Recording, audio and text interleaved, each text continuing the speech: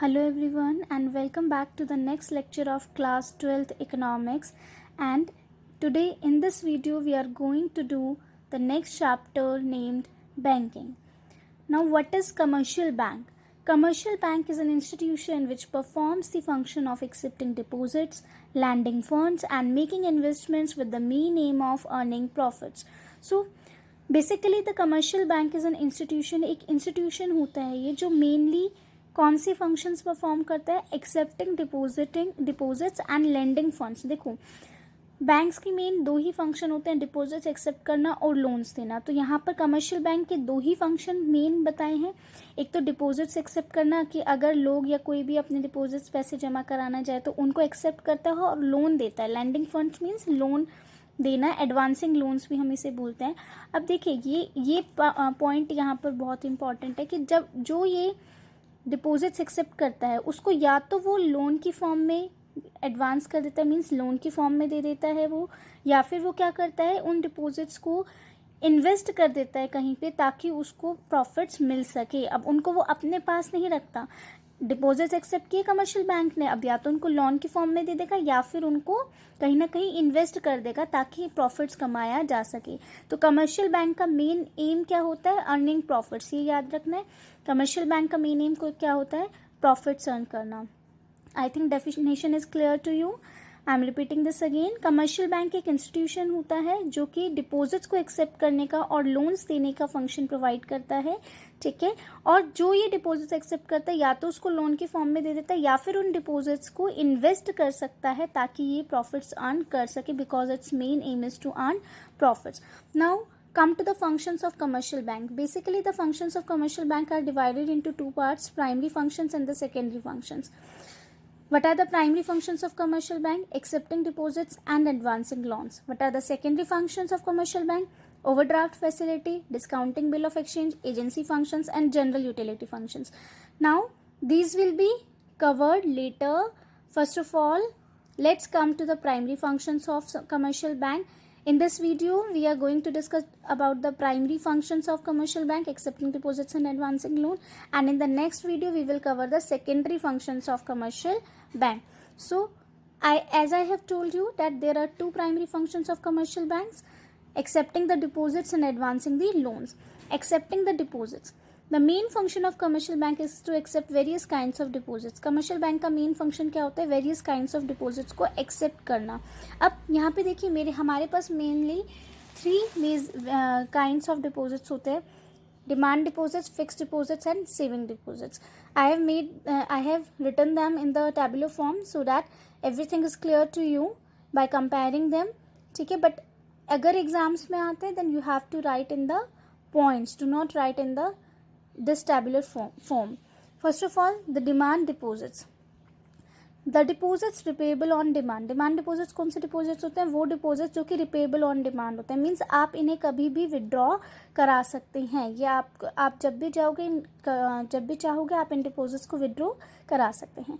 अब देखिए ये जो डिमांड डिपोजिट्स होते हैं ये मेनली कौन करता है, बिजनेस फर्म्स के द्वारा किया जाता है. बिजनेस फर्म्स करते हैं. बिजनेस फर्म्स आपको पता है करंट अकाउंट खुलवाते हैं. बिजनेस फर्म्स क्यों खुलवाते हैं वो लोग करंट अकाउंट, ताकि वो कभी भी पैसा जमा करा सके और कभी भी पैसा निकलवा सकें, डिपॉजिट भी कभी भी करवा सकें और विड्रॉ भी कभी भी करवा सकें. चेक फैसिलिटी अवेलेबल होती है इनको, यानी चेक बुक्स दी जाती है इनको, कभी भी इन चेक बुक्स के चेक दे सकते हैं, चेक से पैसा निकलवा सकते हैं. ठीक है. No restriction on the number of transactions. अभी बताया कि नंबर ऑफ ट्रांजेक्शन्स पे कोई रिस्ट्रिक्शन नहीं होती, कभी भी ये अपने अमाउंट को डिपॉजिट भी करा सकता है, कभी भी अपना अमाउंट ये विड्रॉ भी करा सकते हैं, निकलवा भी सकते हैं.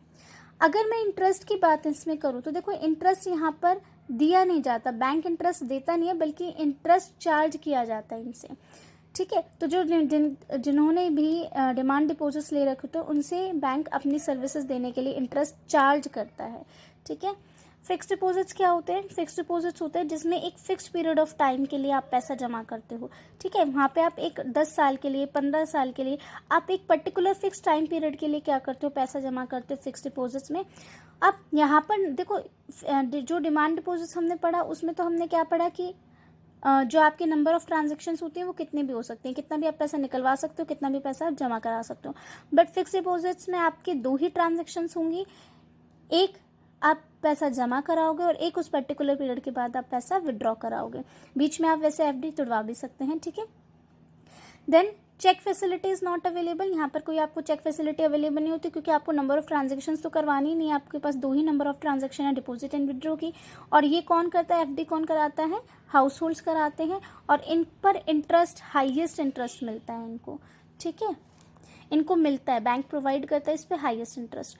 जो सेविंग डिपॉजिट्स होते हैं ये इस दोनों के फीचर्स को कंबाइन करता है। दोनों के फीचर्स मतलब the features of demand deposits and the feature of fixed deposit. कैसे इन दोनों के फीचर्स को इसने कंबाइन किया कि यहाँ पर लिमिटेड नंबर ऑफ ट्रांजेक्शन्स होती हैं, मतलब 2 से ज़्यादा होंगी ट्रांजेक्शन, बट ऐसा भी नहीं है कि आपकी ट्रांजेक्शन पे कोई रिस्ट्रिक्शन ही नहीं हो, ठीक है। तो यहाँ पे लिमिटेड नंबर ऑफ ट्रांजेक्शन्स होते हैं, इसलिए यहाँ पे कहा गया कि ये फिक्स्ड डिपॉजिट्स और डिमांड डिपॉजिट्स दोनों के ही फीचर्स को क्या करता है, कंबाइन करता है। चेक फैसिलिटी यहाँ पे भी अवेलेबल होती है, कौन करता है, ये भी हाउस होल्ड्स करते हैं।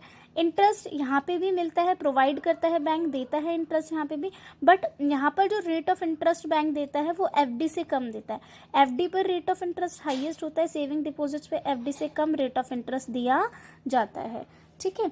What is the second primary function of the commercial bank, advancing loans देना। अब देखो टाइप्स ऑफ लोन्स की अगर मैं बात करूं तो सबसे पहला आता है हमारे पास में कैश क्रेडिट।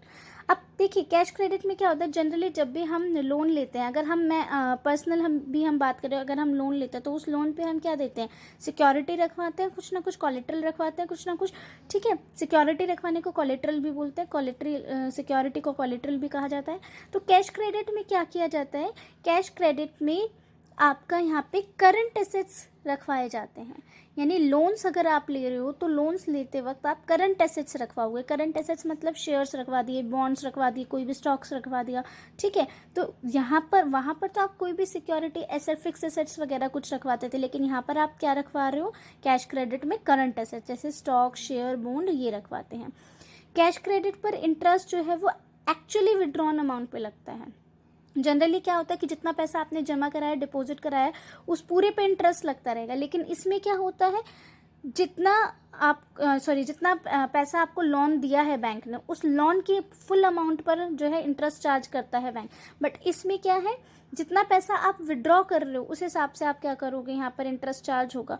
देखो यहाँ पे एक एग्जाम्पल लिया कि सपोज मैंने 10 लाख का लोन लिया, ठीक है, तो मेरे अकाउंट में 10 लाख रुपए दे दिए, क्रेडिट कर दिए, क्योंकि मैंने 10 लाख का लोन लिया, मेरा अकाउंट खोला, उसमें 10 लाख रुपए बैंक ने क्रेडिट कर दिए। अब वैसे तो जनरली मैं क्या देखूंगी कि उस 10 लाख के ऊपर क्या लगेगा, इंटरेस्ट लगेगा। बट यहाँ पर मान लो अगर मैं कैश क्रेडिट वाली इसमें अगर 5 लाख रुपीज़ को विड्रॉ करती हूँ तो सिर्फ मुझे इंटरेस्ट किस पे देना पड़ेगा, इस 5 लाख रुपीज़ पे देना पड़ेगा, ना कि इस 10 लाख पे। Right, clear. तो ये आपको ध्यान में रखना है। आई am repeating this again, cash credit में पहली बात तो करंट एसेट्स जो हैं वो गिरवी रखे जाते हैं, करंट एसेट्स को एज अ कोलेट्रल रखा जाता है। इंटरेस्ट जो आप एक्चुअली पैसा विड्रॉ कर रहे हो उस पर चार्ज करेगा बैंक, ना कि फुल अमाउंट पे, ठीक है। तो 10 लाख अगर बैंक ने आपको लोन दिया है, ठीक है, और 10 लाख में से अगर आप 5 लाख विड्रॉ कर रहे हो तो इंटरेस्ट वो किस पर चार्ज करेगा, इन 5 लाख पे करेगा, जो कि आपका एक्चुअली विड्रॉन अमाउंट है, ठीक है। Next one is demand loan. देखो डिमांड लोन ये वैसे जनरली होता नहीं है, फिर भी एक बार हम सिर्फ इसका कंसेप्ट देख लेते हैं। बहुत कम इम्प्रैक्टिकल सी सिचुएशन है, बहुत कम देखने को मिलता है। डिमांड लोन क्या होता है कि जिस लोन को बैंक कभी भी रिकॉल कर सकता है, कभी भी रिकॉल कर सकता है मतलब बैंक ने लोन दे दिया, अब वो उस लोन का पैसा अपने कस्टमर से, उस क्लाइंट से कभी भी मंगवा सकता है। और इसमें भी इंटरेस्ट किस पर लगता है, फुल अमाउंट ऑफ लोन पे लगता है। कैश क्रेडिट में तो जो आप एक्चुअल पैसा विड्रॉ कर रहे हो उस पर इंटरेस्ट चार्ज होगा, बट डिमांड लोन में जो फुल अमाउंट ऑफ लोन है उस पर इंटरेस्ट चार्ज होगा। शॉर्ट टर्म लोन्स क्या होते हैं, these are given as personal loans against some collateral security, यानी कोई ना कोई जब आप कोलेट्रल सिक्योरिटी रखवाते हो और एज अ पर्सनल लोन आपको मिलता है, ठीक है। इसमें आप कोई जैसे आप घरों में जैसे आप नॉर्मली देखते हो, कोई भी आप अपनी सिक्योरिटी रखवा सकते हो, बैंक आपको लोन दे देता है, ठीक है। तो इस पर भी इंटरेस्ट किस में चार्ज होता है, फुल अमाउंट पे चार्ज होता है, ना कि एक्चुअल अमाउंट पे। तो याद रखना कि सिर्फ कैश क्रेडिट में एक्चुअल अमाउंट विड्रॉ जो हो रहा है उस पर इंटरेस्ट चार्ज होगा, demand loan and short term loan पे जो फुल अमाउंट ऑफ लोन है उस पर इंटरेस्ट चार्ज होगा। This is all for today's video, and in the next video we are going to cover the secondary functions of commercial bank and some more other topics. Thank you.